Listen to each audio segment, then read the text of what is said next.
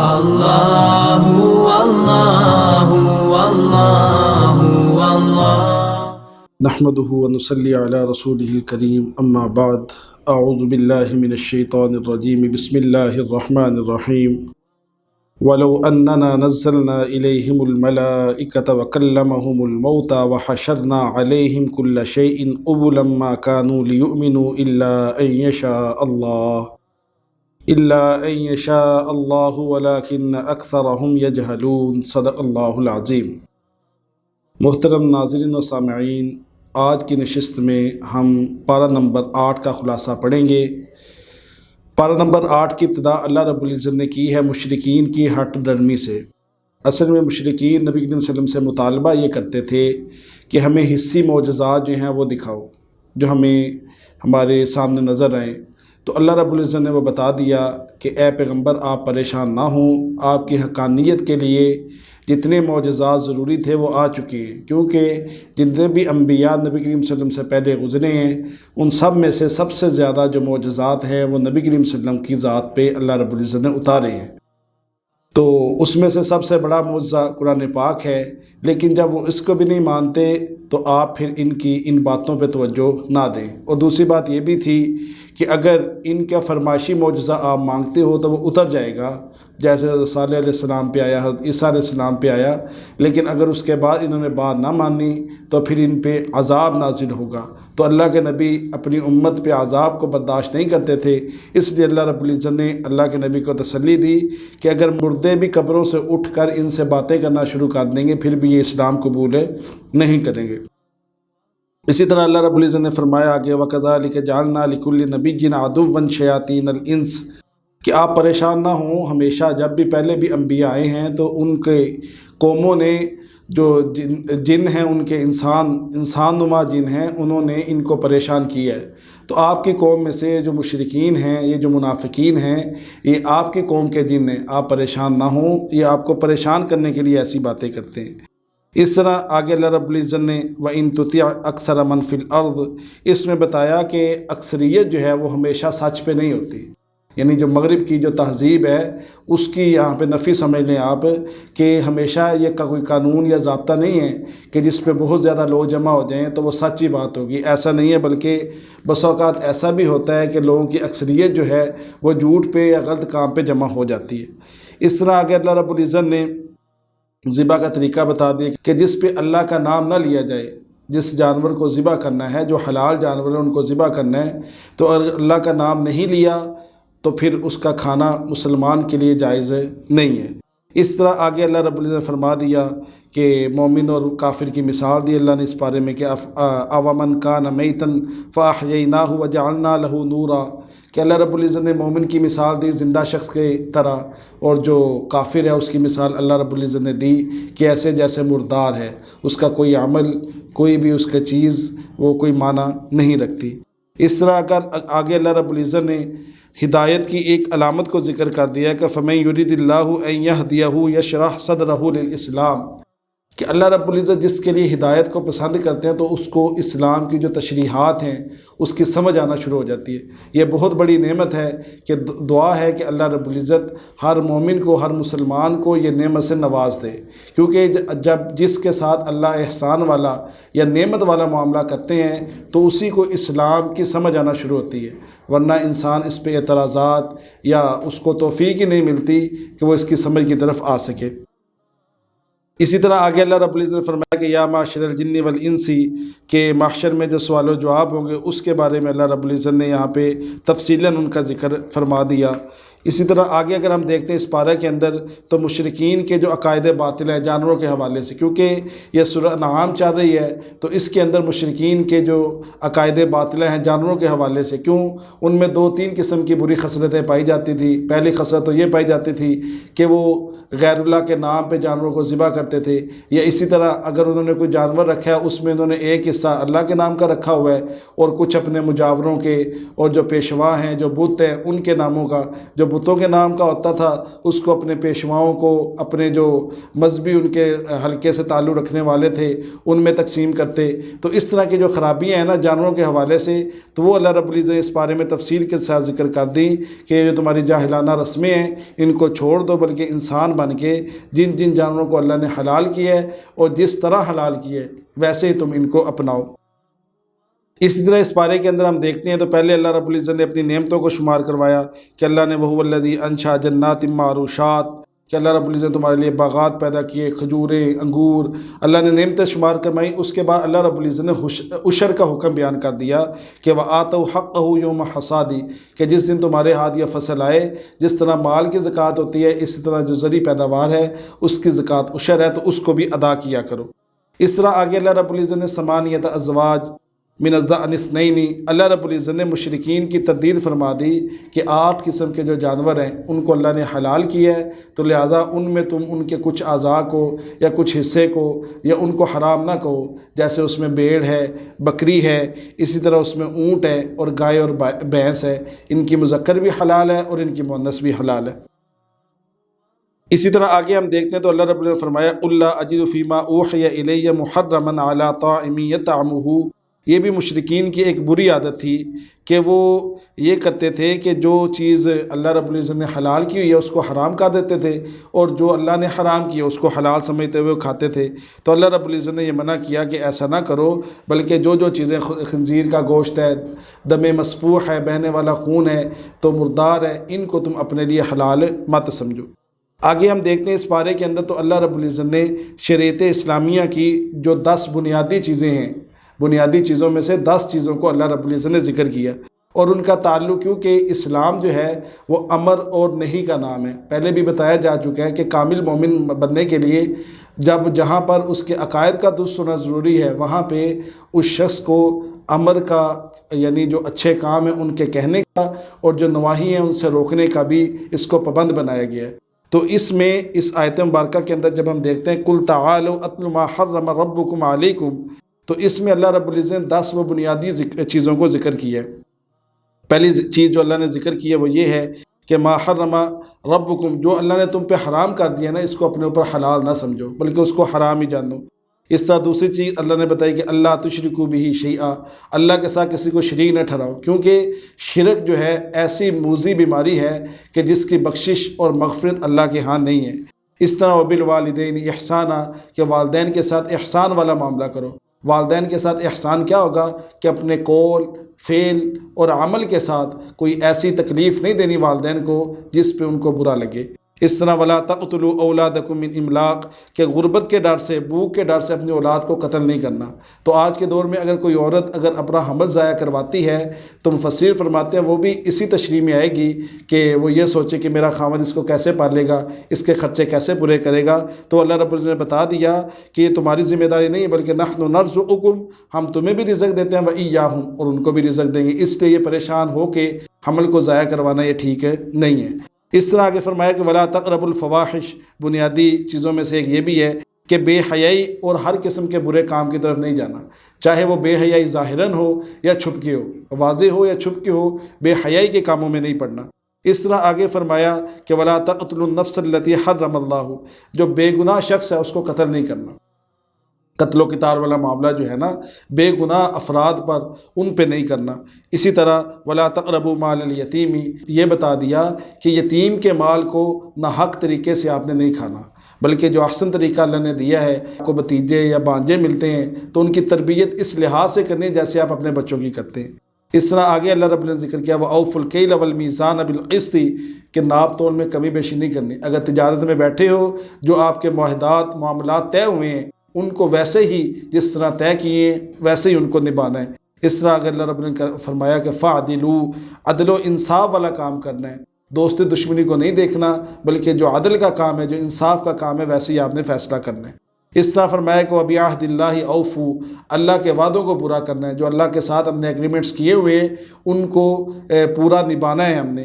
آخری چیز جو 10ویں چیز بتائی کہ صراط مستقیمہ، یعنی صراط مستقیم پہ قائم رہنا ہے،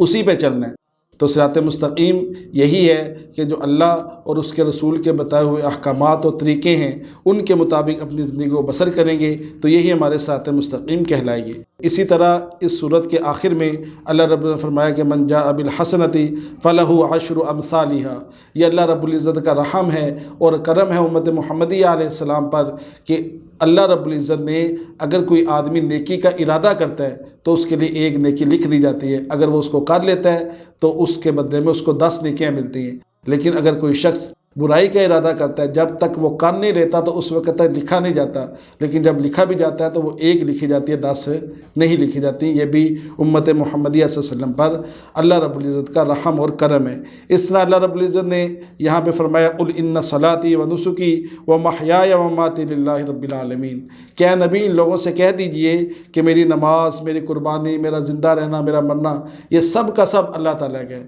یعنی در حقیقت اس میں اللہ رب العزت کی جو بادشاہت ہے، اس کی مالکیت ہے، اس کو ثابت کی ہے۔ آگے ہم دیکھتے ہیں تو اس پارے کے اندر سورۃ الاعراف ہے۔ سورۃ اعراف کا ترتیب کے اعتبار سے 7واں نمبر ہے اور نزول کے اعتبار سے ہم دیکھتے ہیں تو 39واں نمبر، یعنی 1 کم 40واں نمبر اس کا بنتا ہے۔ اور یہ صورت مکی صورت ہے، اور مکی صورتوں کے اندر جیسے پیچھے بھی بتایا تھا کہ توحید، رسالت اور قیامت کا ذکر ہمیں ملتا ہے، اور اس صورت کے اندر بھی ہمیں توحید، رسالت اور قیامت کا ذکر ملے گا۔ اور اعراف اس کا نام اس لیے پڑا کہ اعراف حد فاصل یا دیوار کو کہتے ہیں۔ بتایا جاتا ہے کہ جس طرح بعض لوگ دنیا کے اندر اعمال تو اچھے کرتے ہیں لیکن آخر میں جب ان کے اعمال کو تولا جائے گا تو ان کے اعمال نیک اور جو بد اعمال ہیں وہ دونوں برابر ہوں گے۔ تو یہ اہل جہنم اور اہل جنت کے درمیان ایک دیوار، یہ تھوڑی دیر کے لیے وہاں بیٹھیں گے، بعد میں روایات میں آتا ہے کہ اللہ رب العزت ان کو بھی جنت میں بھیج دیں گے، اس لیے اس سورہ کا نام اعراف پڑ گیا، اس کا ذکر اس میں مذکور ہے۔ تو اللہ رب العزت نے اس کی ابتدا جو فرمائی وہ نبی کریم صلی اللہ علیہ وسلم کو تسلی دے کے فرمائی کتاب انزل الیک فلا یکن فی صدرک، کہ آپ کو یہ جو کتاب ہم نے نازل کی ہے، آپ جو مشرکین یا منافقین آپ پہ باتیں کرتے ہیں تو ان کی باتوں سے آپ تنگ نہ ہوں، بلکہ یہ سچی کتاب ہے جو آپ کی طرف اللہ نے نازل کی ہے، اور یہ آپ کا علمی بہت بڑا معجزہ ہے۔ آگے اللہ رب العزت فرما رہی ہے والوزن یومئذ الحق، کہ یہ باتیں تو کرتے ہیں لیکن جب آخر میں ان کو جانا پڑے گا تو اللہ رب العزت ان کے اعمال کو تولے گا۔ وہ اب اللہ رب العزت اعمال کو شکل دے کے گنے نہیں جائیں گے بلکہ تولے جائیں گے، جس کے اعمال کا، اچھے اعمال کا پلڑا بھاری ہوا وہی جنت میں جائے گا، اور جس کا پلڑا گر گیا اس کے لیے خسارہ ہی خسارہ ہے۔ آگے اللہ رب العزت نے اس پارے کے اندر حضرت آدم علیہ السلام اور ابلیس کے قصے کو بڑی تفصیل کے ساتھ ذکر کیا ہے۔ وہ سورہ بقرہ میں بھی گزرا ہے کہ شیطان کے وہ وساوس اور وہ جس طرح اس نے حضرت آدم علیہ السلام کو، حضرت حوا علیہ السلام کو ورغلایا اور جنت سے باہر نکلوایا، اور اسی طرح اس نے ان کو بے لباس کیا۔ تو اللہ رب العزت نے وہ بتایا یہاں پہ انسانوں کو یہ بتایا ہے کہ انسانیت کی ابتدا اس طرح ہوئی کہ شیطان نے حضرت آدم علیہ السلام سے حسد کیا،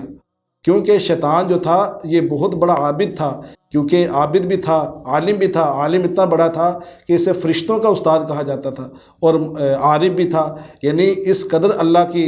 ذات کو پہچانتا تھا، جانتا تھا کہ جب اللہ رب العزت نے اسے کہا نا راندہ درگار ہو جا، نکل جا یہاں سے، تو تب بھی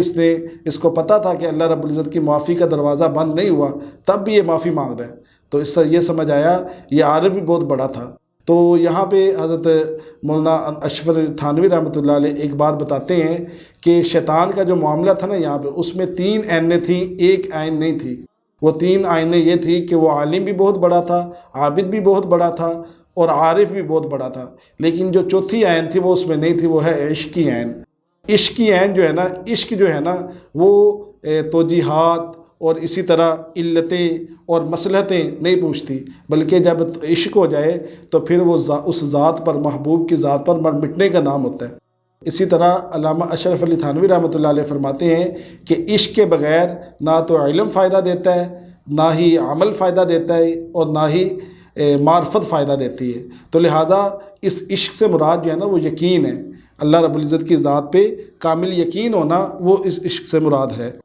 آگے اس قصے کے بعد اللہ رب العزت فرمایا کہ دیکھیں حضرت آدم علیہ السلام سے جو ایک غلطی ہوئی، انہوں نے فوراً اس پہ کیا کی، معافی مانگی۔ قال ربنا ظلمنا انفسنا وان لم تغفر لنا،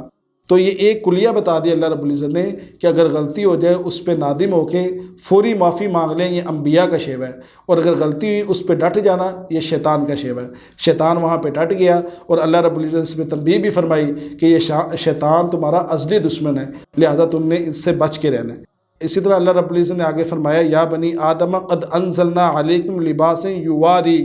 تو اللہ رب العزت نے یہاں پہ اگر ہم اس پارے میں دیکھتے ہیں تو اللہ رب العزت نے لباس کی اہمیت کو 3 دفعہ ذکر کیا ہے۔ تو آج اہل مغرب اور اہل یورپ جو لباس پہ بہت زیادہ فحاشی اور عریانی پھیلانا چاہتے ہیں تو وہ اسی سے نظر آتا ہے کہ جس طرح اسلام نے اور اللہ رب العزت نے بار بار لباس کے بارے میں کہا، اب یہاں پہ لباس سے ظاہری لباس بھی مراد ہے، اور آگے والی لباس تقوی اور معنوی لباس بھی مراد ہے۔ معنوی لباس تقوی ہے، اور ظاہری لباس یہ ہے کہ جو انسان کے سطر کو ڈھانپ دے۔ تو ان دونوں کو اللہ رب العزت نے بڑی اہمیت کے ساتھ یہاں پہ ذکر کیا ہے۔ اسی طرح اگر لباس کے اندر ہی ہم دیکھتے ہیں تو اللہ رب العزت نے فرمایا کہ یا بنی آدم خذوا زینتکم عند کل مسجد،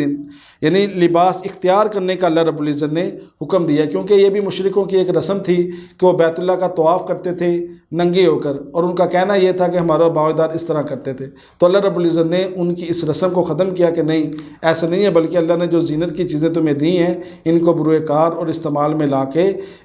آپ احرام باندھ کے طواف کیا کرو۔ اس طرح اللہ رب نے فرمایا کہ والذین آمنوا وعملوا الصالحات لا نکلف نفسا الا وسعها، کہ جو ایمان والے اللہ رب العزت ان پہ بے جا تکلیفیں نہیں ڈالتا۔ اگر ہم دیکھیں تو احکام اسلامیہ جو ہیں وہ مشکل تو ہو سکتے ہیں لیکن ناممکن، اور ایسے نہیں ہے کہ بندہ اس کو ادا ہی نہ کر سکے، اور مشکل اس لیے کہ اس مشکل کو ہم کریں گے تو اللہ رب العزت اس پہ اجر دیں گے نا۔ ایسا تو نہیں مشکل بھی نہ ہو اور ہم کہیں کہ جی ویسے ہی ہمیں اجر ملتا جائے، ایسا نہیں۔ اسی طرح آگے جو شروع میں کہا تھا اس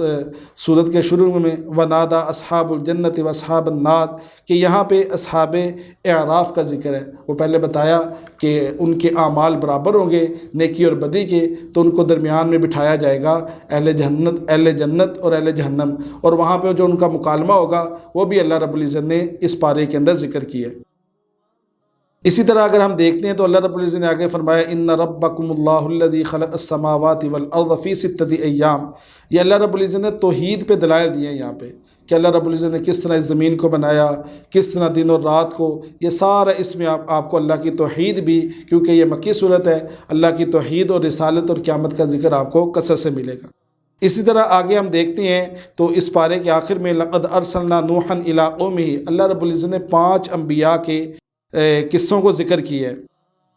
اور جس میں ان قصوں کو ذکر کرنے کا مقصد یہ ہے کہ یہ بتایا ہے کہ جو انبیاء پہلے آئے ہیں وہ اصولوں پہ متفق تھے، یعنی وہ اپنے عقائد اور عبادات کے اندر جس طرح محمد صلی اللہ علیہ وسلم یہ لے کے آئے ہیں، دین لے کے آئے ہیں، تو وہ ان میں اندر متفق تھے۔ ان میں سے ایک حضرت نوح علیہ السلام کا قصہ ذکر کیا۔ نوح علیہ السلام اپنی قوم کی طرف آئے تو ان کو سمجھایا، لیکن انہوں نے کہا نہیں، آپ کے ساتھ تو سطحی سوچ والے لوگ، گھٹیا لوگ آپ کے ساتھ چل رہے ہیں، تو لہٰذا ان کو چھوڑو۔ نوح علیہ السلام نے منع کیا، نہیں یہی میرے پیروکار ہیں، میں ان کو لے کے چلوں گا، تو وہ بعض نہیں آئے تو اللہ رب العزت ان کو غرق کیا۔ اسی طرح ہود علیہ السلام کا ذکر اس میں ملے گا، اس طرح صالح علیہ السلام کا ذکر ملے گا کہ صالح علیہ السلام کو اس کی قوم نے کہا کہ آپ ہمارے لیے ایک اونٹنی نکالیں۔ صالح علیہ السلام نے اللہ سے درخواست کی، دعا کی، اللہ نے اونٹنی بھیجی لیکن انہوں نے اس کی ٹانگیں کاٹ دیں، تو ان پہ پھر عذاب آیا۔ اس طرح یہاں پہ لوط علیہ السلام کا ذکر ملے گا کہ لوط علیہ السلام کی قوم وہ واحد بدبخت قوم تھی جو بدکاری کرتی تھی، یعنی لڑکے لڑکے کے ساتھ، مرد مرد کے ساتھ بدکاری کرتا تھا، تو اللہ نے ان کو بھی ذلیل و رسوا کر کے عذاب بھیجا۔ اس طرح یہاں پہ حضرت شعیب علیہ السلام کا ذکر ملے گا، تو شعیب علیہ السلام اپنی قوم کو حکم کرتے تھے کہ تم آسودہ حال لوگ ہو، مالدار لوگ ہو، تو تم اپنے ناپ تول میں کمی بیشی نہ کرو، جو جس طرح اگر کلو کا وزن ہے اس کو کلو کو پورے کر کے دو، جب پیسے پورے لے لو، لیکن انہوں نے بھی بات نہیں مانی تو اللہ رب العزت نے ان پہ بھی عذاب کو بھیجا۔ تو اس پارے کے آخر میں ہم اللہ رب العزت سے یہی دعا کرتے ہیں، اللہ ہمیں یہ جو سابقہ انبیاء کے قصے ہیں ان سے عبرت حاصل کرنے کی، اور اسی طرح اللہ رب العزت ہمیں شرک سے بچنے کی، توحید پہ قائم رہنے کی، اور اسی طرح جو سابقہ قوموں کے اندر بری عادات تھی اللہ رب العزت ہمیں ان سے بچنے کی توفیق عطا فرمائے۔ وآخر دعوانا ان الحمد للہ رب العالمین۔